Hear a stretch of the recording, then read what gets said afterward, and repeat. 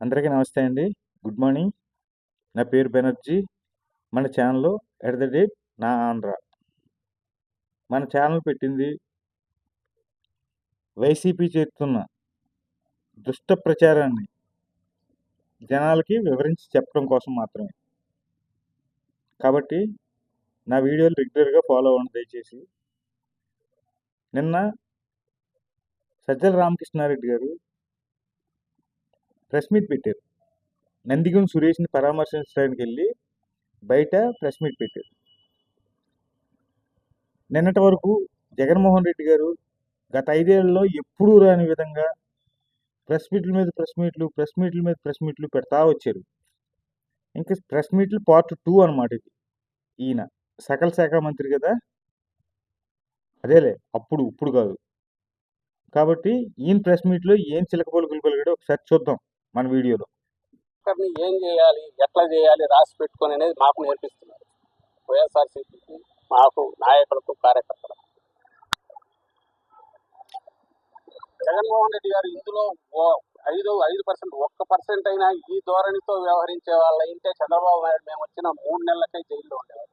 2019 తర్వాత మేము వచ్చాక ఆ రోజు ఆయన అట్లా అనుకోనందువల్లే చంద్రబాబు నాయుడు కింద కేసుల మీద ఎంక్వైరీలు జరిగి దర్యాప్తులు జరిగి ఆ తర్వాత ఫైనల్ సుత్తపోసు కౌరులు ఎందుకు కానీ సజ్జల గారు, సారీ మిమ్మల్ని సజ్జల గారు అనకూడదు, సకల శాఖ మంత్రి గారు, జగన్మోహన్ రెడ్డి గారు 5% అనుకున్నా చంద్రబాబు 3 నెలల తర్వాత జైల్లోకి వెళ్ళేవాడా?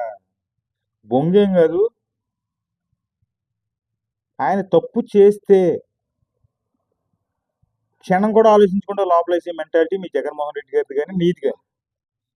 ఆయన ఏ తప్పు చేయలేదు కాబట్టి వెతికి 5 ఏళ్ళు వేటాడి, 4 సంవత్సరాలు వేటాడి దొరక్క నువ్వు చెప్పు చంద్రబాబు ఉన్నాడని చెప్పి అందరినీ వెలేస్తే ఎవడో చెప్పకపోతే భయపడి తప్పు చేయకుండా మేము ఏట చెప్పగలమని చెప్పి వాళ్ళు మానవతా దృక్పథంతో ఆలోచించారు కాబట్టి తప్పుడు కేసు పెట్టి 53 రోజులు జైల్లో పెట్టించారు. మీరు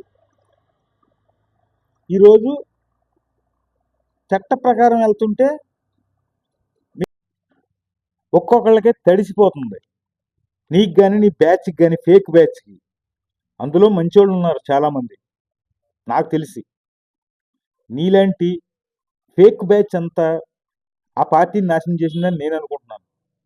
దయచేసి ఫస్ట్ ఆఫ్ ఆల్ నువ్వు రిజైన్ చేసేస్తే ఆ పార్టీ ఖచ్చితంగా బాగుపడుతుంది. అందులో ఏం మొహమాటం లేదు.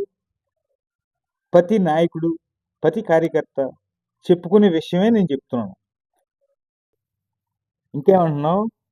అమాయకులా? సోషల్ మీడియా కార్యకర్తలు అమాయకులా? వాళ్ళ కార్యకర్తల్లాగా ఉంచావు నువ్వు. జగన్మోహన్ రెడ్డి గారికి తెలుసో తెలియదో నాకు తెలియదు, కానీ నీకు తెలియకుండా మాత్రం ఏ పని జరగలేదు ఆ గవర్నమెంట్లో, వైసీపీ గవర్నమెంట్లో. ఉన్మాదుల్లో తయారు చేసేవాడు. నువ్వు సైడ్ అయిపోయావు, వాళ్ళు ఇరుక్కుపోయారు. కాబట్టే వాళ్ళకి శిక్ష.